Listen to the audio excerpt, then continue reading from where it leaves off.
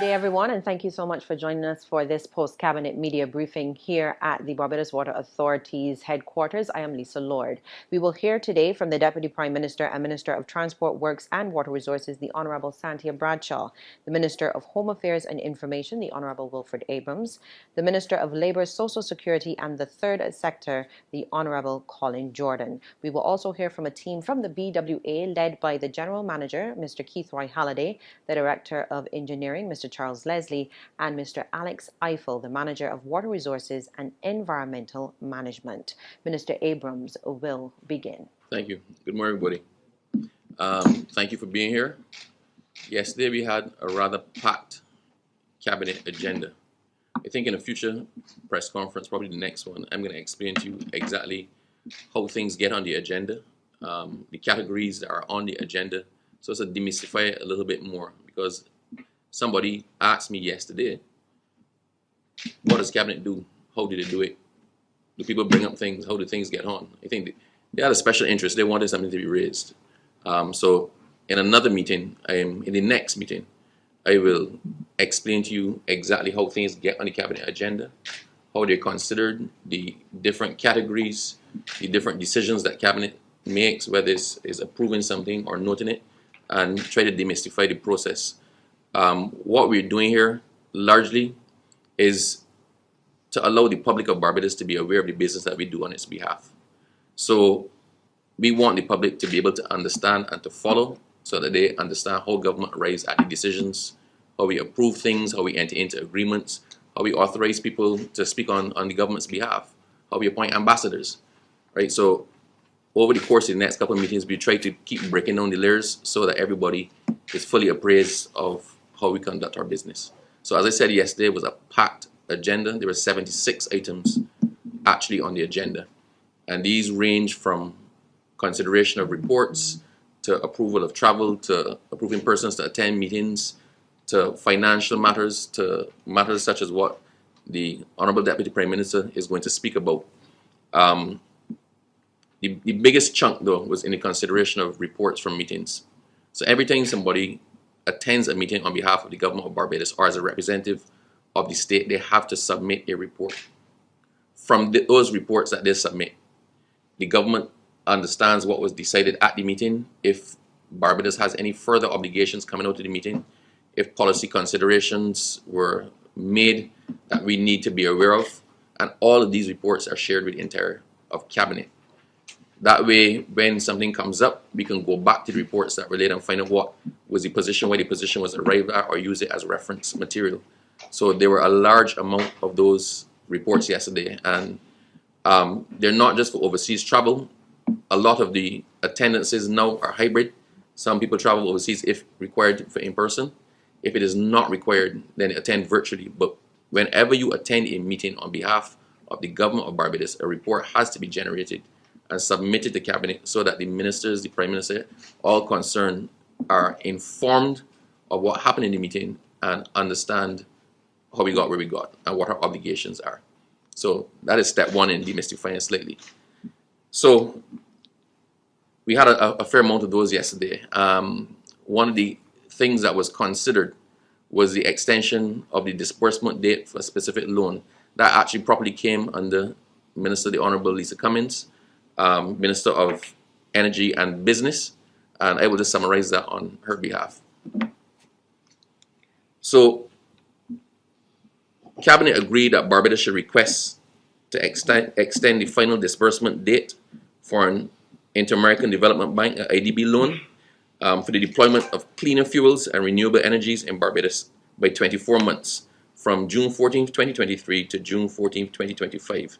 So the disbursement of any funds under that loan were due to expire in June of this year.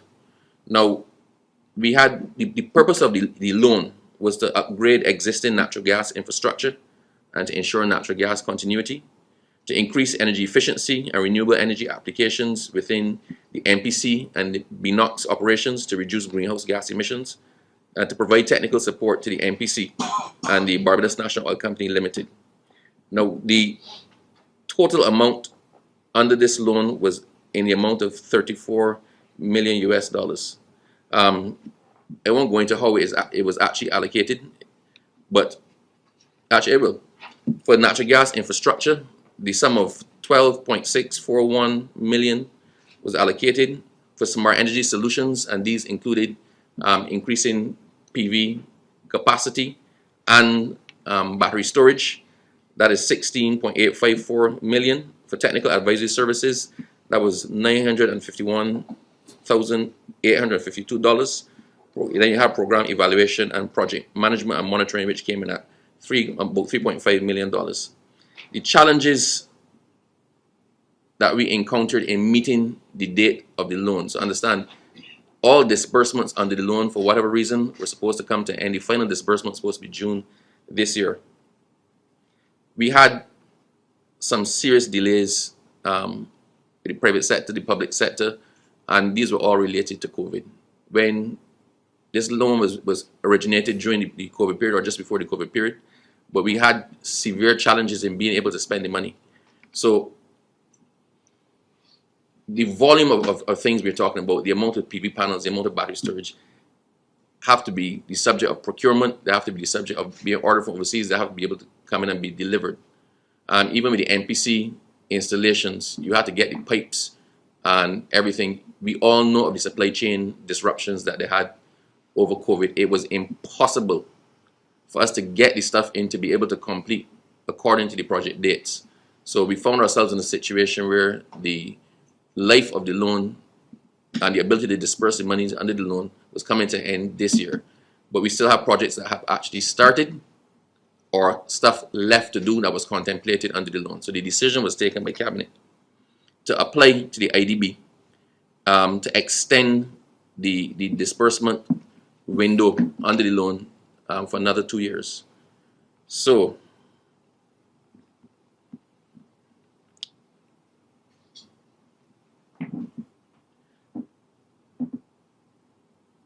right, so in summary, in light of the above, the NPC is seeking an extension of 2 years to facilitate the completion of projects currently in execution, but expected to be completed after the current final disbursement date of June 14th, 2023.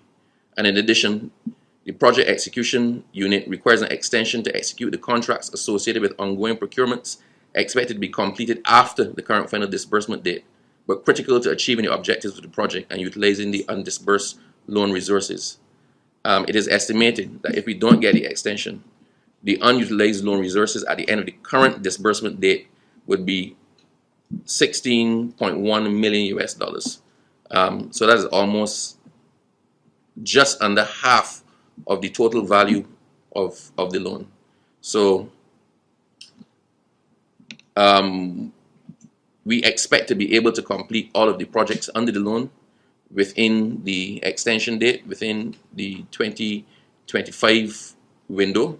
And that was one of the papers presented by Minister Lisa Cummins to the Cabinet for its approval. So Cabinet approved that we can apply for the extension, which we expect that we should get because everybody understands the challenges that we had. But so that specific loan date is expected to be expanded or extended by another 2 years to allow the facilitation and the completion of projects started or yet to be started that have a consideration under the loan. So having said that, I am now going to turn over to Minister Jordan, the Minister of Labour, to advise on what happened with him yesterday. Oh.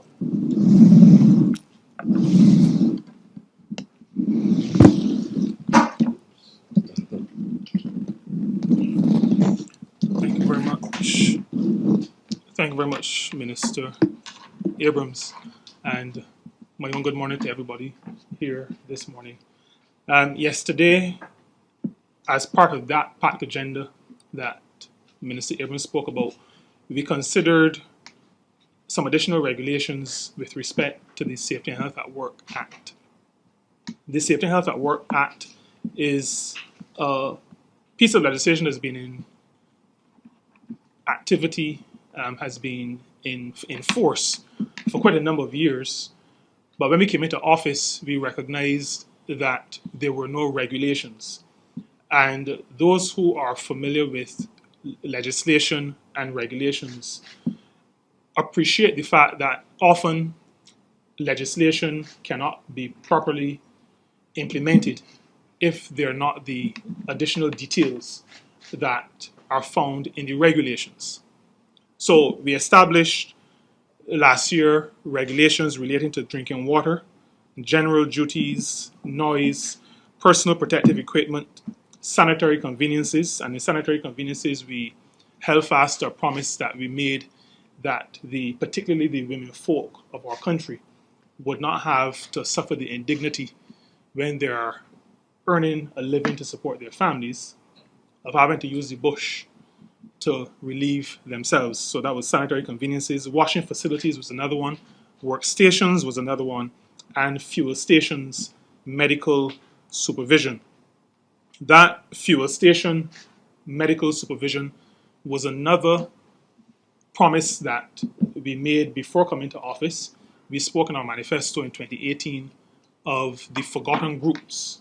And one of those groups of workers who we deemed to be forgotten by employers and probably by society as a whole were the persons who work at petrol stations. And so we have, this is last year, a regulation that speaks to their terms of work, provision of rain protection, and also tests, medical tests that they are provided with without any cost to them. Now, a significant part of the Safety and Health at Work Act speaks to the right to refuse dangerous tasks. Now, this has been the bone of some contention for quite some time because there is a level of vagueness because a piece of legislation cannot go into minute detail. And so that has caused challenges both for workers and their representative unions as well as employers. What are we talking about and how does it work? And so yesterday, Cabinet considered the regulation for the right to refuse dangerous tasks. The reason why this was not done with the others last year was because when we were preparing it, we recognized that the principal act, the Safety and Health at Work Act, did not allow the minister to make this particular regulation, even though it is probably the largest bone of contention in the entire act. So we first had to get permission from Cabinet and we had to go to Parliament because we were amending the legislation. And Parliament agreed that they would allow the minister responsible for labour to make the regulation. And thereafter, the Chief Parliamentary Council worked on the regulation. And going into that detail, maybe just taking the lead from Minister Abrams, because often we do things as a matter of course, assuming that everybody knows the processes. Now, the right to refuse dangerous tasks speaks to, and in the regulation itself, it defines some critical concepts, terms. Imminent danger, for example. Imminent danger means a situation where conditions or practices in a workplace present a danger which could reasonably be expected to cause immediate serious physical harm, a serious health hazard, and occupational disease or death. So we have here a definition that gives some detail, but we go further to specify what we mean, for example, by serious physical harm. Because these are the little things, the little foxes that spoil the vines. Serious physical harm means severe damage to a part of the body, whether or not reversible, to the extent that incapacity could result. So we're giving some form to concepts that would allow for a proper application of this part of the Safety and Health at Work Act in the workplace, because the workplace is where these things become issues, not in Parliament and not in Cabinet. So we have to give good form, good direction, so that we reduce the opportunities for misinterpretation and also opportunities for abuse. Serious health hazard, for example, a potential source of significant danger to the health of an employee, which may cause life-threatening, irreversible, or long-term impacts, but is not limited to an occupational disease. So these are some of the definitions that we find in the regulation. The regulation also speaks to the fact that the right to refuse dangerous tasks has certain exemptions. And you could imagine that a police officer, for example, could not say, I am not doing that because somebody may throw a rock at me, and that will cause me danger. But also if you work in a hospital or clinic, any facility providing health care, if you're looking after the elderly, if you're looking after children, there are certain scenarios, situations where you have to put yourself in harm's way to protect those who are very much less able to do it for themselves. Facilities for persons with disabilities, and this is a critical one. You are aware of government's focus on improving the lives of persons with disabilities. And so one of the exemptions to the right to refuse dangerous tasks is if the person is involved in the operation of a facility for persons with disabilities. And the regulation goes on to outline the complaint process, timeframes for investigation, who is to be involved in the investigation. Investigations have to begin immediately on reports. If it is not settled at what we call domestic level, at the company level, at the business level, the organization level, then it can go to the chief labor officer, who within 2 working days starts the process. Once the investigation is complete, you give an oral report, and a written report has to follow within 2 weeks so that there is closure to the situation. So this is one of the pieces of work that we engaged ourselves in yesterday to make sure that we set this out. It has been completed by the Chief Parliamentary Council and has been approved by the Minister, and therefore will be shortly gazetted. And that is part of the process. It has to be gazetted because that is the way that government makes information officially public, beside the laying in Parliament, but by gazetting information. We also considered 2 additional regulations. One had to do with forms. And from time to time, there are situations where one piece of legislation succeeds another, but there are items that are missed. And the Safety and Health at Work Act, even though it was the successor to the Factories Act, did not include the regulation for forms. And there are certain forms that are to be completed for various inspections, for example, inspecting elevators, inspecting lifting equipment, tackles, those kinds of things. And we considered as a cabinet and approve a slew of forms that now become the official forms to be used when reporting information as requested by the Safety and Health at Work Act and its regulations. And the final one was a fees regulation, and that fees regulation speaks to after the Chief Labour Officer has done an investigation. Sometimes there are requests for official transcripts of the outcome, and there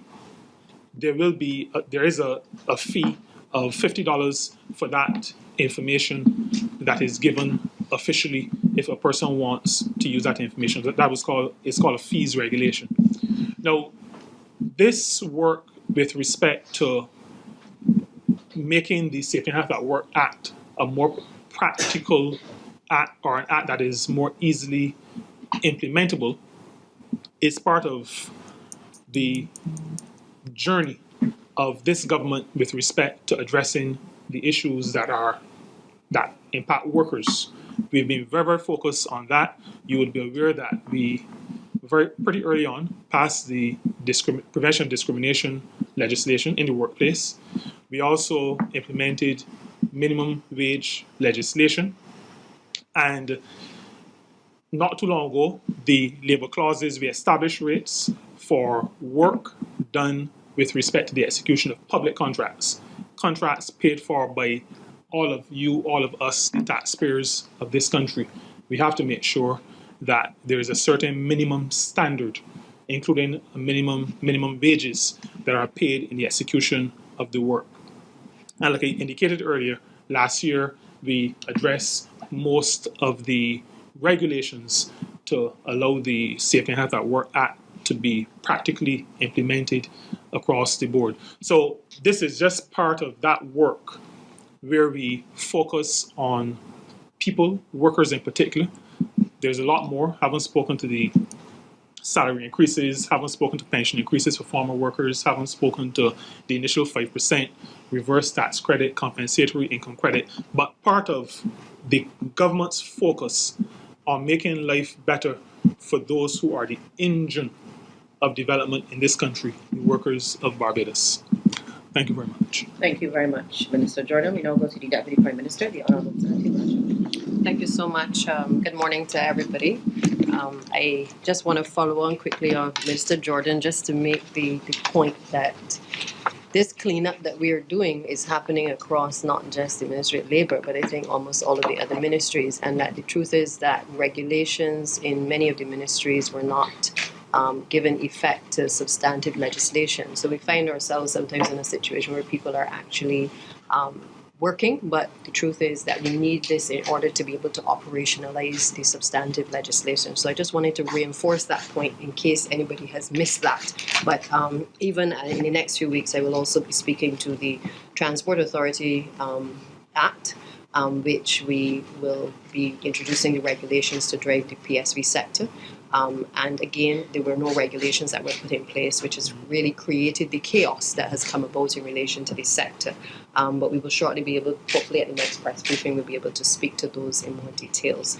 So I wanted to, this morning, speak specifically to the issues of water and water conservation. I think over the past few weeks, the public has been obviously experiencing personally issues in relation to the extremely dry conditions that we're facing across the country. We've been seeing a number of the cane as well as the grass fires, and this has obviously impacted people who suffer with respiratory illnesses as well, and also sinusitis.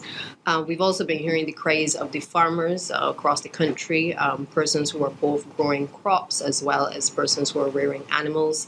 And we've seen the press reports in terms of the impact that the low rainfall is actually having across these sector. As for household farmers like myself, who has from cane in my backyard to okras, and I do that as a form of relaxation. Yes, Mr. Bourne, don't look at me like that. I have to do something in this job to keep myself sane. I too have noticed that impact on the soil. The soil is very dry, so if you're doing, certain crops, obviously it's going to be problematic in this environment. And I've also noticed a reduction in the water because I do the rain harvesting with the pipes, and I've also noticed a reduction in the water in the tank to be able to wet the plants as well. So around I think it was early March, we would have had a conversation coming out with Mr. Sabu Bess, the director of Barbados Meteorological Services Department, who would have predicted that these types of dry weather conditions would continue into April, that we might see some conditions improving around more so the end of May, and then by the early part of June, we would get a little bit more relief.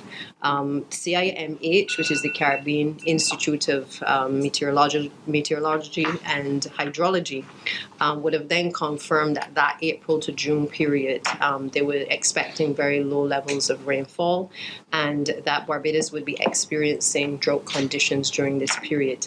Again, they reiterated as well that there would likely be some improvement during the July to the September period of this year.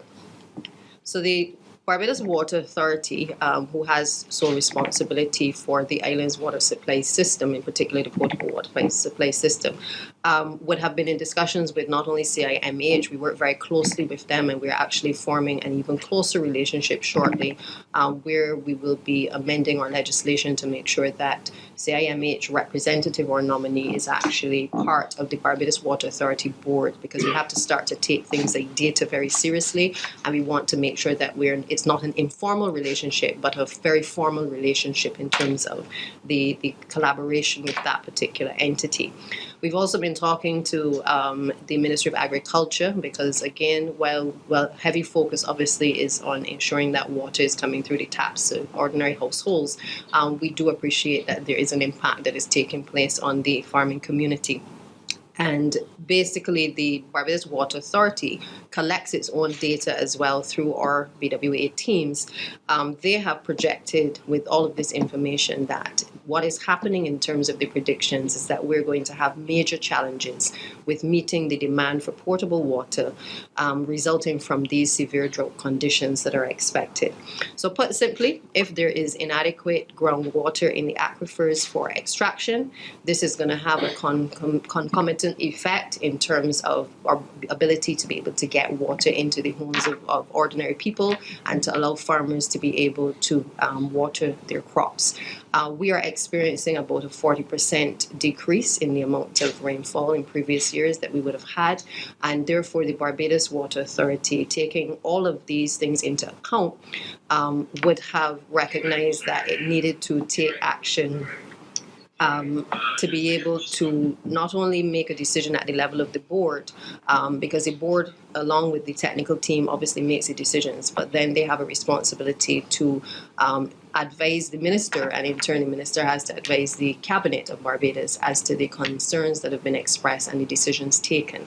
And so the long and short of all of that is that, having had all of that information at its disposal and the concerns that have been expressed, the Barbados Water Authority Board has recommended that in an effort to be able to allow us to conserve water and to ensure that we are able to address this situation in a way that allows us to conserve the water, the little water that we are getting at this point in time, and to protect the country's water resources, that effective Monday, the 24th of April, until June 30th of this year, that we will be introducing a series of measures to be able to assist with that exercise.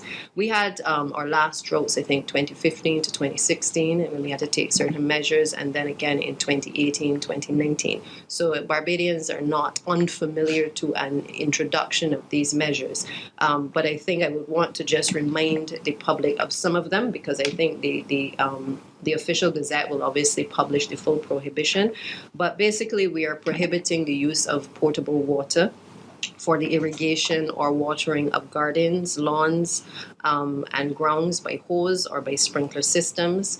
Also prohibited is the filling or supply of tanks, ponds, baths, or swimming pools, other than for dipping tanks for cattle, domestic baths not exceeding 120 litres or 32 gallons in capacity, and elevated reserve tanks not exceeding 800 litres or 211 gallons in capacity, and connected to household sewerage or water supply systems. We've also prohibited washing roadways, pavements, paths, garages, rooms, or vehicles by hose. Also, prohibition is on the washing of windows and building exteriors. And we're really asking the public to cooperate with the Barbados Water Authority. What you do by you is going to have a direct impact on the rest of us, and therefore there's that familiar saying, you have to be your brother's keeper, but you have to be a little malicious in these times as well to make sure that you are able to protect this valuable resource, which is water. I feel it is important that Barbadians also accept that we are not acting in isolation. We're not being reactive, but rather we're being very proactive in taking these decisions. This is an issue that is plaguing the entire world, and Barbados is no different. My sister is actually in St. Vincent at the moment, and she said to me a schedule from the Vincentian Water Authority, indicating that there are restrictions during the day between specified hours. What was interesting is I was trying to find out from her if there was any water at all coming through the taps, and she responded to me and she says, no, there's no water at all during very key hours during the day. We haven't gotten to that point where we're doing a complete shutdown. Really, we're saying to people, these are the specific things that you ought not to do in order to preserve the very precious water supply. We also have places like Antigua, who is also on alert in terms of the predictions there. Places like Cuba in the region. Trinidad has also reported that they are potentially going to introduce similar conditions very shortly because they are what we say below par in terms of their rainfall levels. And I went as far as looking at Spain. There's the city of Catalina in Spain, which for the last 2.5 years has not had any water. I don't know that I can imagine a Barbados where we have no water at all for 2.5 years. But if you cast your mind to that, I think you would understand the seriousness of climate change and the fact that what is impacting the rest of the world is likely to eventually impact us here in this part of the region as well. In Spain, obviously that is part of the Mediterranean. So you're talking about places like France, you're talking about places like Italy, you're talking about Greece, as far as the Balkans. And what they're experiencing there is that the farmers are also being impacted because of the issues of the low water supply. Now, that is obviously going to have an impact for them in terms of long term, in terms of being able to get the supply of food. So it concerns me, and I think we have to draw those references because while we're not there yet, it is something that if we don't take preventative measures now, Barbadians may well find themselves having more catastrophic challenges later on if we do not pay attention to this at this point in time. With these prohibitions, our intention is that we may have to review them at the end of June. Initially, the BWA was proposing July, but we said based on the predictions from CIMH as well, that we would obviously look at being able to implement the measures until June. But that is with the caveat that we will come back in the event that either the situation worsens or the situation gets better and we can bring some relief to Barbadians and persons visiting the island within the summer months as well. So during the next few days and certainly in the next few months up until the end of June, you will see an intensification of the water conservation programs of the Barbados Water Authority. We've been doing a lot of work within the schools. We've been trying to point out to our children because they're the future. They're going to inherit all of our misdeeds, and it is important that they understand what is at stake in terms of water conservation. We want to be able to sensitize the public as to the importance of water, the importance of conserving water. Simple things like making sure that you turn off the tap when you're in the shower, that you turn it off when you're brushing your teeth. Those are things that can also help to support this prohibition as well. And you'll be surprised how much water can be wasted when we, go in the shower, we just turn it on. You're getting changed, the water is running, and you come back later. That is all a wastage of the very precious water supply that we have. We're also going to be having conversations with not just the general public, but very specific stakeholders. As I said earlier, agriculture is one of our main stakeholders. The Barbados Hotel Tourism Association and others will obviously have to be part of the discussion. And I know that my colleague and Honourable Minister Abrams will be more than willing to assist in a joint effort to allow the various entities to be able to do a number of PSAs advising persons what they do during this particular period.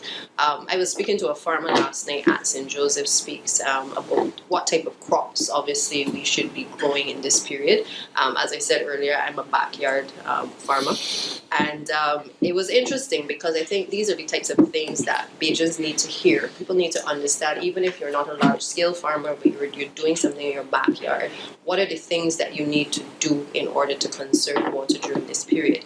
Things like okras are obviously quite resistant. We're talking about things like cassava, groundnuts, peas, sweet potato. Again, things that the old people are very familiar with, but we may have to obviously do some communication and testing, and we're obviously introducing it in terms of our nutrition policy to get young people more interested in it. But again, these are the things that need to be disseminated in terms of information, because people need to know what they ought to grow. There are also some herbs too that you can also grow during this period, and of course wetting these items during the early morning or late evening is obviously preferred, as opposed to trying to water during the day when the sun is at its height. Also limiting the amount of water that we use to wash down the pens and to keep around the place clean. Obviously priority has to be given to that, but again, we can do it perhaps more effectively than perhaps we have done before.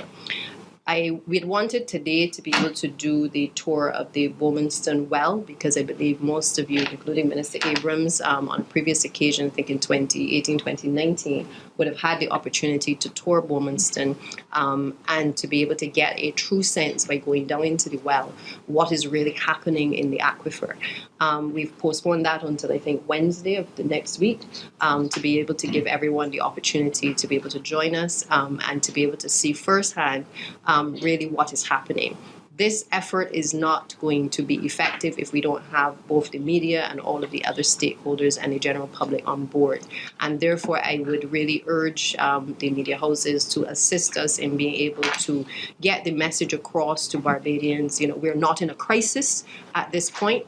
This is really an effort by the Barbados Water Authority and the wider government to make sure that we take preventative measures, that we are proactive in what we're doing in order to conserve our water supply. We'll also be ramping up the investigations and data and the monitoring of the salinity profiles of our coastal wells. We are going to move from a weekly monitoring of the internal wells monthly monitoring to a weekly monitoring process of the wells. Again, because we are at that point now where we can't delay this for too much longer. And of course, we're also going to monitor the private well abstractions as well, to ensure that they're also complying with these particular measures. So I think in essence, we want to encourage Barbadians to conserve water and to appreciate that this level of prohibition is necessary in an environment where things are changing rapidly. We can go from a drought very quickly in this current environment to severe flash flooding and a hurricane or a storm overnight. And that is the nature of the environment in which we now live. It therefore means it cannot be business as usual. And so I would want to urge Barbadians to cooperate with the Barbados Water Authority. I would want to encourage the farming community to again be part of our desensitization, and certainly to be able to work with us to make sure that whatever we can do to put things in place for them, that we're able to do so, to adhere to the advice being given by the Barbados Agricultural Society and the Ministry of Agriculture, and generally to homeowners who are interested in washing their vehicles on the weekend. I wash my vehicle from time to time, and when I saw the prohibition, I realized, well, the vehicle is going to remain dirty quite a bit over the next few months, and that is just my reality. But I do so because I appreciate and understand that it is a very different time in which we live, and what we do today will have an impact on what happens tomorrow. So with that, Minister Abrams, that is, I think, the synopsis of really where we are. And again, I just want to encourage the media to help us to be able to get the message across to Barbadians. Thank you.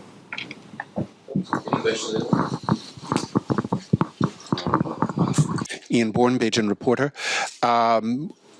Given the conditions that you described, has Water Authority been looking at increasing its desalination capacity? So I'm going to ask the general manager to just weigh in a bit. As you know, we already have desalination plants, and we have temporary desalination plants that are in the process of being set up. So that is not off of the table, but I'll ask the GM perhaps to just give some further updates. Good morning. Thanks, Ian.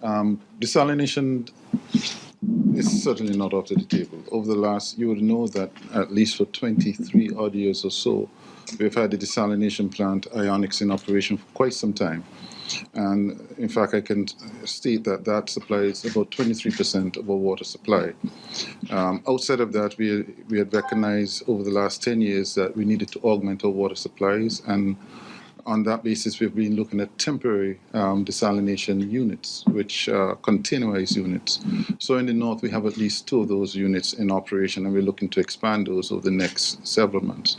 By the end of June, July, we believe that in order to augment the water supply in the north, we should have another containerized plant in operation. Beyond that is consideration as to whether or not we are going to establish any more significant or permanent facilities. And these are still on the discussion, still being looked at, because there has to be a balance.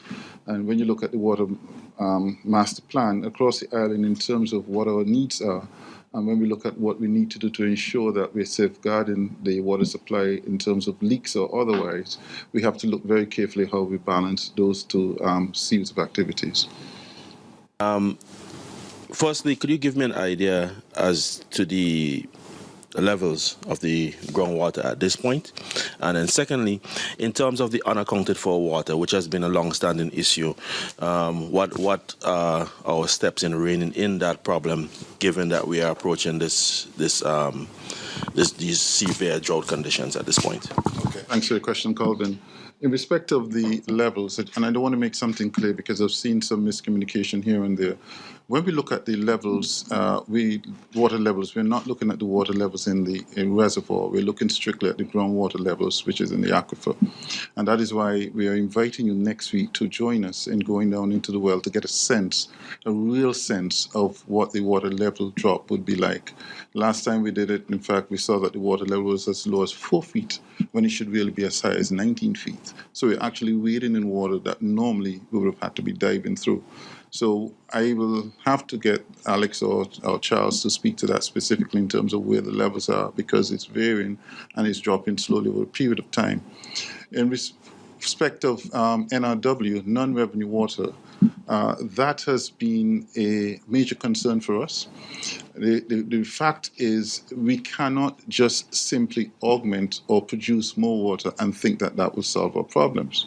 We have an aging infrastructure, and we recognize that slightly upwards of 40% of our water is being lost, and that is what NRW speaks to.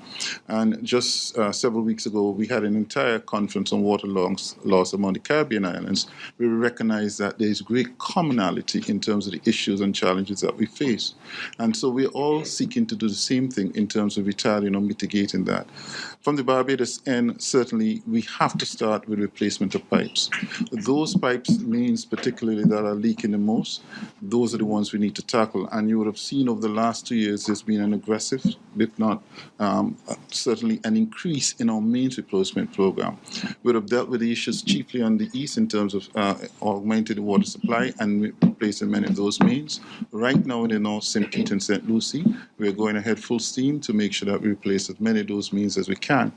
That, however, is a significant process, a very costly process, and one that will last many, many years. And in some respects, perhaps go beyond some of our lifetime, because that's just the nature of how this business works. But in the interim, there are a number of things we're doing, whether it's the community tanks, whether it's the water tank service, or whatever the case may be. But chiefly on our end, in terms of what we see that we need to do over the next several months again to have a certain impact or impetus, is to look at how can we step up our bursts or our mains replacement program, and in so doing also to expand our distribution teams to be able to deal with NRW on a much more proactive basis. In years gone by, we had about 3 or 4 people in that department. We've already increased that department to 10, and serious consideration is being given to how much more personnel we need to put in that department, where we can spread the resources around to track and to trace those leaks that are on the ground. We're also looking at the fact that there are quite a number of pieces of technology that are out there in terms of satellite technology, and recently we've had meetings with 1 or 2 conglomerates, and I'm not sure if I'm at liberty to say at the moment, in terms of looking at other creative or innovative ways in which we can trace water leakage and to be able to deal with those significant points. I must add, though, that the way it works, once you address a leak in one area, the pressure is to transplant it or push further down the mains. And therefore, when we start tackling any significant area in particular, we can't just do only one part, can't do it in isolation, but we have to do an entire area. It seems as though I've been hearing this figure of 40% for some time in terms of non-revenue water, and yet significant investment has been made in terms of the teams, the mitigation measures that are to be taken. I mean, can you give me some measuring stick that would say, well, okay, over the last 5 years, we have reduced the loss of non-revenue water by X amount or X percentage? Okay, I'm glad you asked that as well. The 40% really is made up of a number of contributing factors. It is really 43%, but that was the last study that was done. Very costly, very difficult, and it takes some time.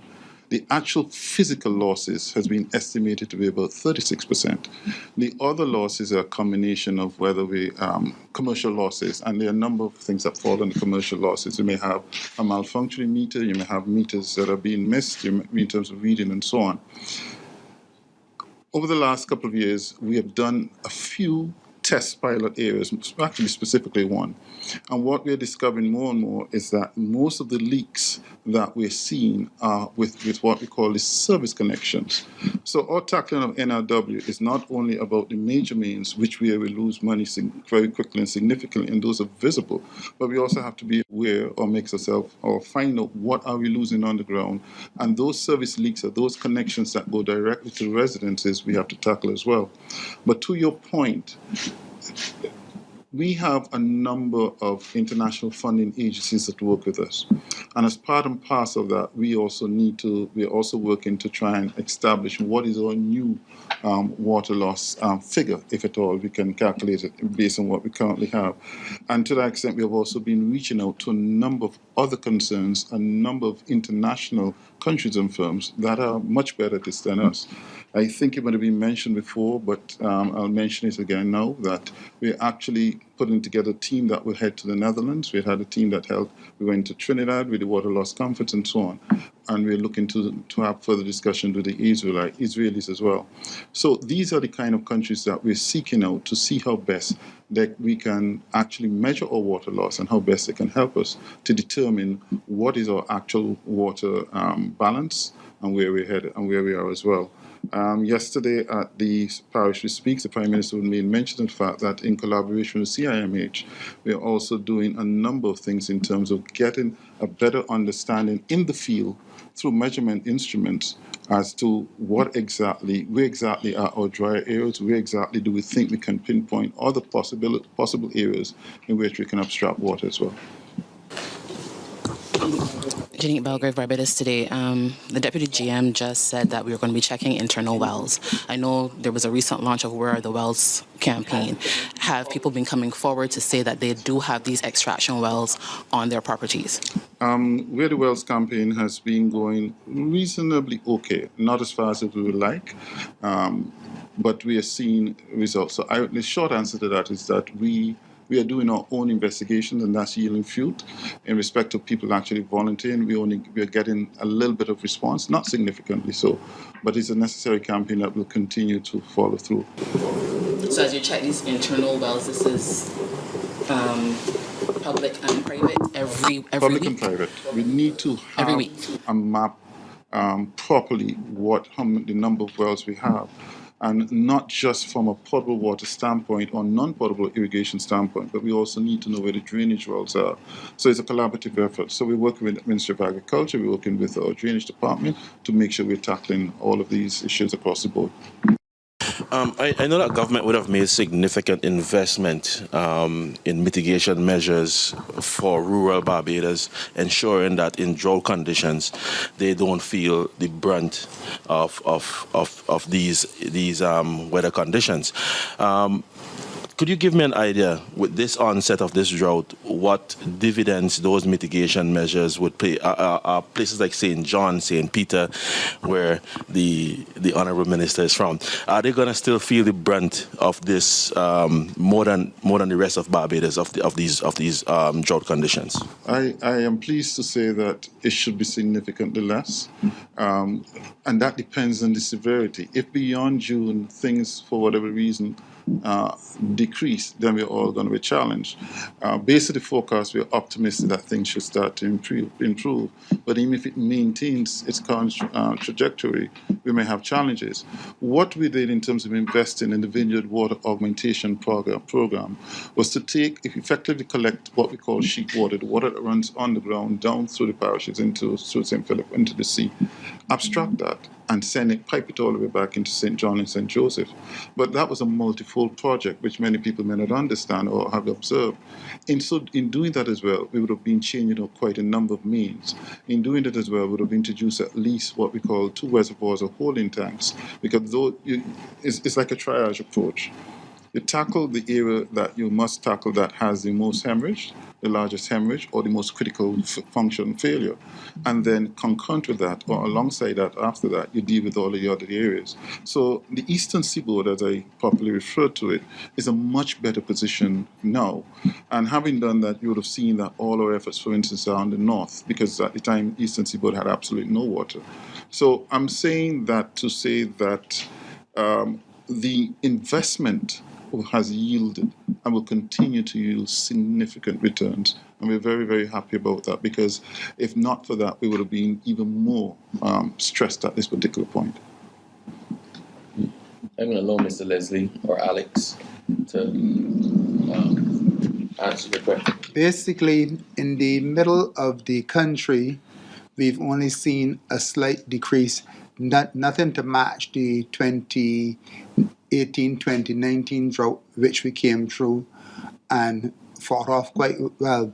Now, so usually the stream water wells in the country, wells that have features similar to Harrison's Cave, the water you see going through Harrison's Cave, wells like that, they are usually the first to respond.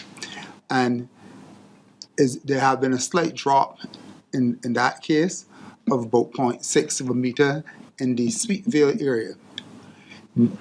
And that is still manageable.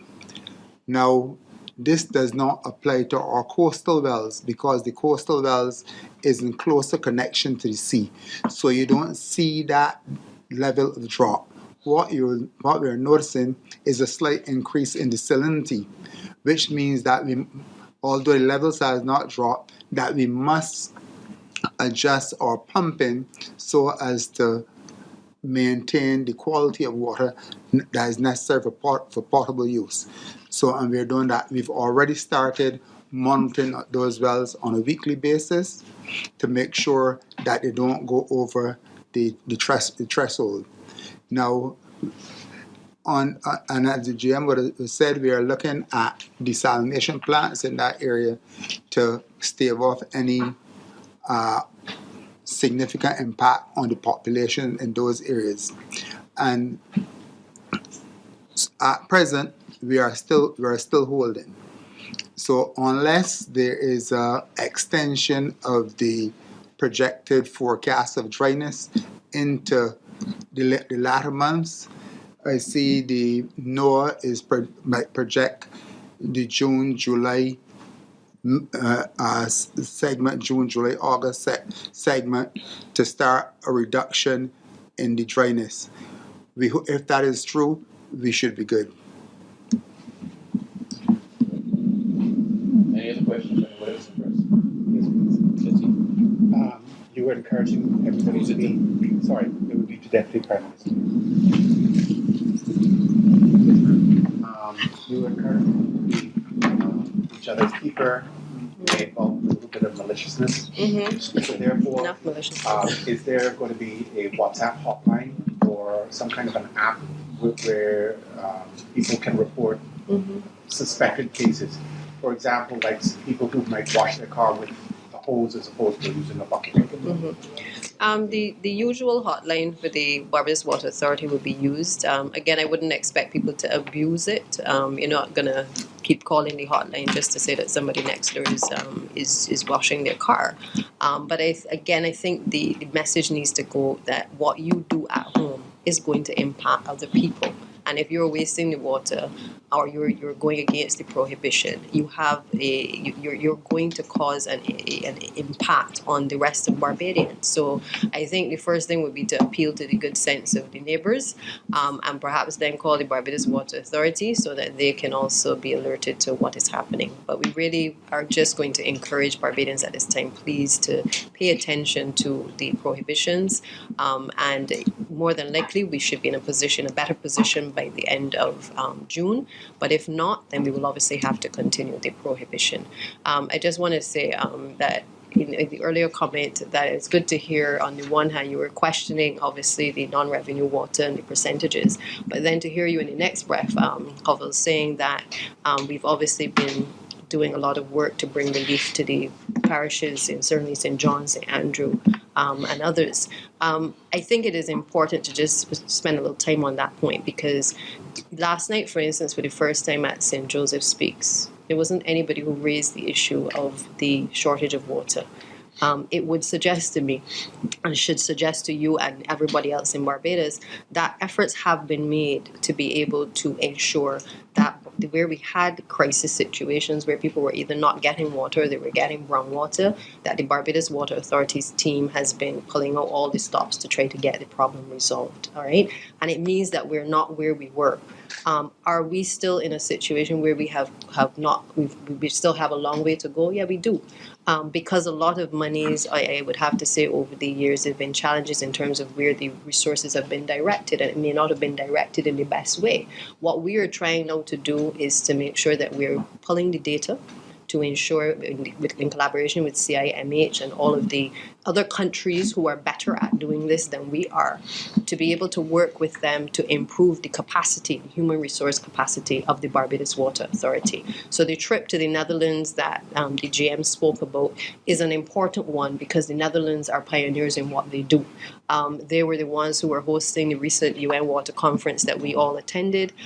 They are the ones who are obviously using the technology to be able to detect the issues with non-revenue water and to be able to find solutions in terms of technology. We've also just in the last week had the opportunity to meet with a team from Google X who is looking at pipe robotics, whereby we would be able to work with them to be able to identify leaks along the pipelines. Again, we are not waiting for the burst to happen. We are trying to find the leaders across the world who are able to bring the technology to Barbados to be able to allow us to get water to the people across the country. Because there is no satisfaction from anybody in the Barbados Water Authority or this government to know that people are getting brown water at their taps or that they're getting no water.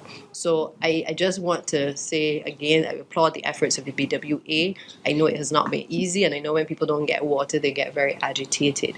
But I think if we're honest, there has been significant strides made within the last few years to be able to bring relief. We have more tanks.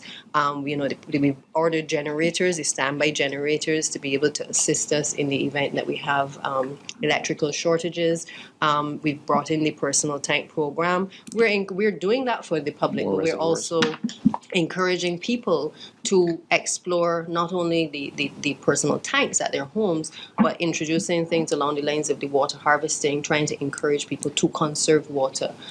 So we can do our part, but also Barbadians need to also meet us halfway, because this is not a message just coming from the BWA because it is responsible for water. We are affected by what is happening in terms of climate. So I just wanted to put that in because I don't want anybody to feel as though we have not addressed non-revenue water. And the last thing I will say is Minister Parlsec would also have been at the conference recently, and he's also well aware, as I think the other ministers would be, that we have been looking at a global approach or a regional approach to being able to procure pipes and to procure fittings. And why? Because it is expensive for Barbados alone to be in the market trying to fight up with all of the other international countries to be able to procure pipes in order to be able to replace mains. So it is not that we are doing nothing, but as you can appreciate, things take time to be able to mobilize partners, to be able to flesh out the agreements, to be able to put things in place. But those are just a few of the things that we're doing in the interim while we try to bring relief to the rest of the country. Thank you. Just a quick question from me, Deputy PM, just so it's not just encouragement. What are the consequences for those that don't adhere to the prohibition? The $500, right? $500 or 1 month in prison, state penalty.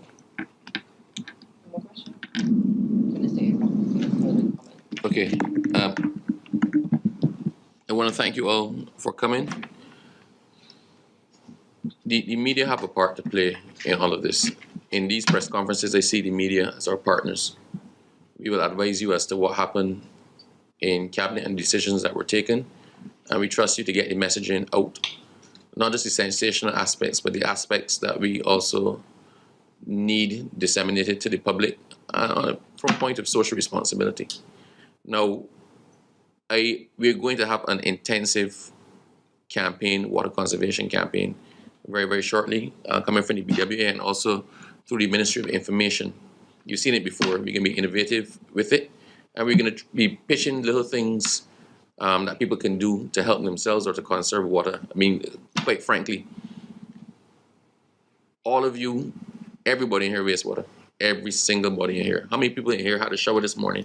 Turn on the shower. Turn on the shower, wet yourself, and then step back from the shower and soap with the shower still running. How many people here brushing their teeth? Turn on the tap, wet the toothbrush, brush your teeth, and leave the water running while you're brushing your teeth. We all do it, right? And I challenge all of you to try to bathe yourself with a PET bottle. You realize you can effectively bathe yourself with a PET bottle of water. You can very... Mr. Jordan is a pro at that. He has years of experience in it. And having a whole bucket of water to bathe yourself is a luxury in many places in the world. So factor what you can do with that compared to what we actually use. So we're gonna bank on a partnership with the media to get the message out. I just want to enforce we are not in a crisis situation yet. This is a stitch in time situation. We have the predictions for the waterfall levels. We know we're seeing decreased activity or decreased capacity levels inside the aquifers. It is not a crisis situation yet, but we know how it goes. We know where it starts and we know where it ends up. So while we are at the position where we can try to control and minimize the disruption for people going forward and minimize how harsh the measures have to be if they have to come or to increase. Right? We're asking you all to work with us. We are not in a crisis, but as a responsible cabinet, government, and statutory corporation, we're taking the steps now to ensure that in a month or 2 months, we do not end up in a crisis situation. All right, so I want you to get that message across. So once again, I thank you all for coming, all for participating. And as I said, in the next set of press conferences over the next couple weeks, we're going to try to further demystify what happens in cabinet so that you and the people of Barbados, the public of Barbados, have a better understanding of what it is that we do, how it is we do it, and the things that go into the decisions of cabinet. So thank you very much, Lisa. Thank you very much, Minister. That was the Minister of Home Affairs and Information, the Honourable Wilfred Abrams. Let me also thank the Deputy Prime Minister and Minister of Transport Works and Water Resources, the Honourable Santia Bradshaw, as well as the Minister of Labour, Social Security and the Third Sector, the Honourable Colin Jordan. We were also joined by Dr. the Honourable Ramel Springer, Parliamentary Secretary in the Ministry of Transport Works and Water Resources. Let me also thank the team from the Barbados Water Authority, led by the General Manager, Mr. Keith Roy Halliday, the Director of Engineering, Mr. Charles Leslie, and Mr. Alex Eiffel, the Manager of Water Resources and Environmental Management. Let me thank my colleagues